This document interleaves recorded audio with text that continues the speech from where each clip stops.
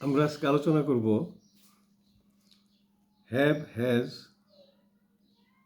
Had এই ভার্বগুলি নিয়ে। এই ভার্বগুলির ব্যবহার সম্পর্কে আমাদের অধিকাংশ ক্ষেত্রেই আসলে কিছু না কিছু ঘাটতি থাকে, আছে অনেকে। কারণ এই ভার্বগুলির ব্যবহারের যে পিকুলিয়ারিটি আছে এই সম্পর্কে আমাদের অনেক শিক্ষকদেরও আসলে ধারণা নেই, না থাকার কিছু কারণ আছে। এই কারণগুলি আমরা যে সমস্ত বই পুস্তকগুলি পাঠ্য হিসেবে ব্যবহার করি আমাদের দেশে, এই বই পুস্তকগুলির মধ্যে এই সম্পর্কিত কোনো আলোচনা আমি দেখতে পাই নাই। যেমন রানা হ্যাজ এ প্যান, যদি আমরা সেন্টেন্সটি বলি, যখন আমরা এই সেন্টেন্সটিকে নেগেটিভ করতে বলবো, তো নেগেটিভ করতে গিয়ে দেখা যাবে কেউ লিখবে রানা হ্যাজেন্ট এ প্যান, কেউ বলবে Rana doesn't have a pan.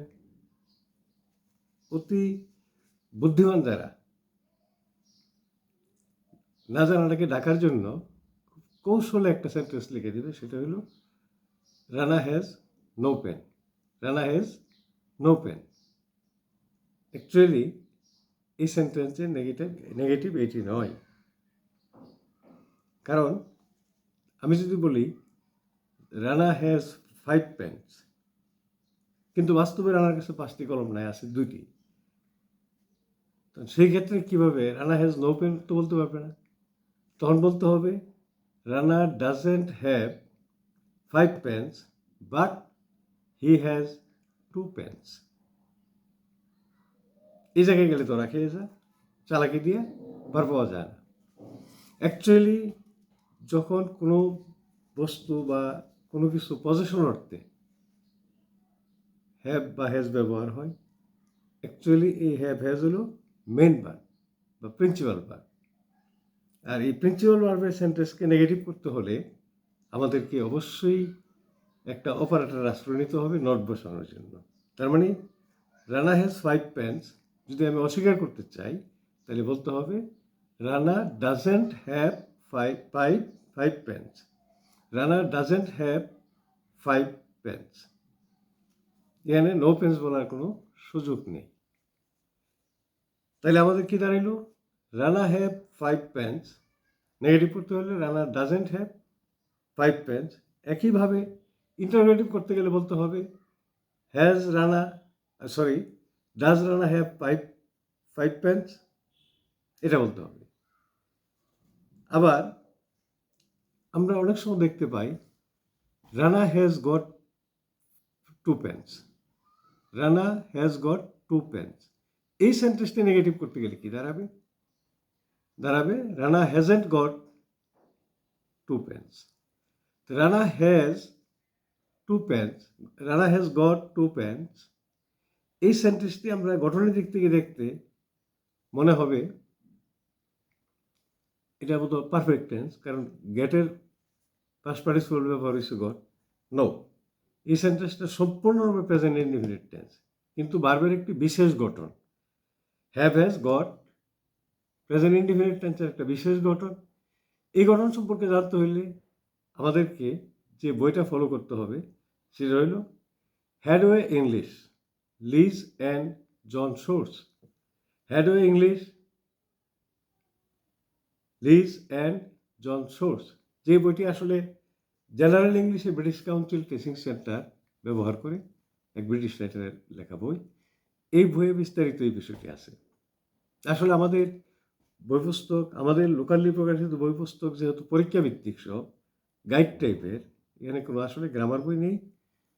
যাও দু একটা গ্রামার বই বাজারে কিছু কিছু লেখকের গবেষণাধর্মী বই আসছিল, কিন্তু এই বইগুলি বাজারে মার্কেট পায়নি।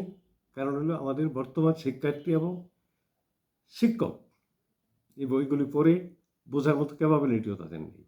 এমন এক জায়গায় আমরা চলে গেছি। যাই হোক, যদি হ্যাভ হ্যাজকে আমরা প্রেজেন্ট পারফেক্ট টেন্সে ব্যবহার করি তখন কেমন দাঁড়ায়? যেমন বললাম Rana has already gone, Rana has already gone ও রানা হ্যাজ গন। এই সেন্টেন্সটি নেগেটিভ করতে গেলে তখন হবে Rana hasn't gone. Rana hasn't gone, যদি অনেক অ্যাডভার্বিয়াল মডিফায়ার দরকার, রানা হ্যাজেন্ট গন ইয়েট। তাহলে এখানে কিন্তু হ্যাভ হ্যাজ পারফেক্ট টেন্স গঠন করতে গিয়ে, প্রেজেন্ট পারফেক্ট টেন্স বা পাস্ট পারফেক্ট টেন্স গঠন করতে গিয়ে আমরা যেই হ্যাভ হ্যাজ বা হ্যাড ব্যবহার করি এগুলি অক্সিলারি ভার্ব। আবার রানা হ্যাজ গট 2 pens, এই হ্যাজ অক্সিলারি ভার্ব। কিন্তু যখন নাকি গট থাকবে না, শুধু রানা হ্যাজ 2 pens বলবো, তখন এই হ্যাজ প্রিন্সিপাল ভার্ব। আমাদেরকে পরিষ্কারভাবে মনে রাখতে হবে যে হ্যাভ হ্যাজ যখন নাকি কোনো কিছু পজেশন অর্থে বোঝানো হবে তখন সে প্রিন্সিপাল ভার্ব। এটাকে নেগেটিভ করতে হলে আমাদেরকে অবশ্যই অপারেটর আশ্রয়ে নট বসাইতে হবে, কিংবা ইন্টারোগেটিভ করতে গেলে একটা অপারেটর ডো ডাজ ডিড প্রথমে আনতে হবে সাবজেক্টের আগে, তারপরে আমরা নেগেটিভ করব, ইন্টারোগেটিভ করব। আবার যদি হ্যাভ হ্যাজ গট এই ফরমেশনটা থাকে তাহলে এই জায়গায় তার কোনো অপারেটর লাগবে না, কারণ এখানে হ্যাভ হ্যাজ হ্যাড নিজেই অক্সিলারি ভার্ব।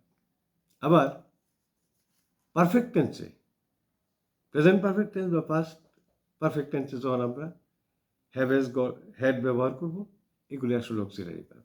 তাহলে আমরা পরিষ্কার হইলাম এই বিষয়টা যে আমাদের হ্যাভ হ্যাজ প্রিন্সিপাল ভার্ব হিসেবে ব্যবহার হয় বা মেন ভার্ব হিসেবে ব্যবহার হয় কখন? যখন he has a pen, he has a book, he has 2 brothers, etcetera. এই জায়গাতে প্রিন্সিপাল ভার্ব। এটাকে নেগেটিভ ইন্টারোগেটিভ করতে বা যাই করি না কেন, এই ভার্বটা প্রিন্সিপাল ভার্ব, অপারেটর আশ্রয় নিতে হবে।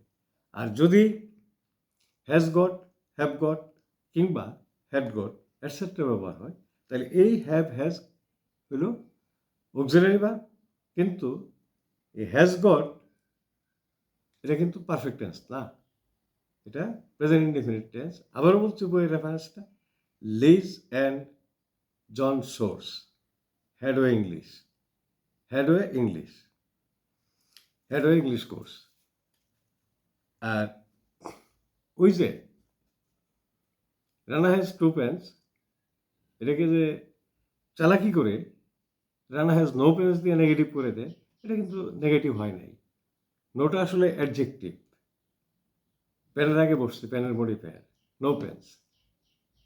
রানা হ্যাজ নো পেন্স, এটা ওইটার নেগেটিভ নয়, ওইটার নেগেটিভ রানার 2টা কলম নাই, রানার ডাজেন্ট হ্যাভ 2 pens। তাহলে আমাদের এইভাবে ছোট ছোট কিছু টুকিটাকি সমস্যা আমাদের শিক্ষা অর্জন প্রক্রিয়ার মধ্যে পুঞ্জীভূত হয়। পুঞ্জীভূত হইতে হইতে ছোট ক্লাস থেকে সর্বোচ্চ ক্লাস পর্যন্ত পৌঁছায় যখন আমাদের এই পড়াশোনা আমরা শেষ করি, তখন একটা বিশাল পাহাড় জমে যায়। এই পাহাড় একদিনে সমাধান করা সম্ভব হয় না, আর এই পাহাড়ের তলে চাপা পড়ে আমরা ধরে নিই আমাদের পক্ষে ইংরেজি শেখা সম্ভব না। এই জায়গাটাতে আমরা পৌঁছাতে আমাদের পাঠ্যক্রম প্রক্রিয়ার ভুলভ্রান্তির মধ্য দিয়ে। যাই হোক, আমরা একে একে ছোটো ছোটো জিনিসগুলো সমাধান করব। তা আমার অ্যাকচুয়াল কাজটা ছিল বেসিক সেন্টেন্স ফরমেশন, তার সাথে মডিফায়ার দিয়ে সেন্টেন্স কীভাবে এনলার্জ হয়, এই বিষয়গুলি নিয়ে আমরা আলোচনা করতেছি। পাশাপাশি ছোটো ছোটো 1-2টা প্রবলেম যেগুলো আমাদের মধ্যে পুঞ্জীভূত হয়ে আছে বা পুঞ্জীভূত হচ্ছে কন্টিনিউয়াসলি, এই জিনিসগুলি সমাধানের চেষ্টা করছি। তোমাদের সকলের কাজ হলো আমার ক্লাসগুলি একটু ফলো করা, মনোযোগ সহকারে একটু ফলো করা। সবাইকে ধন্যবাদ।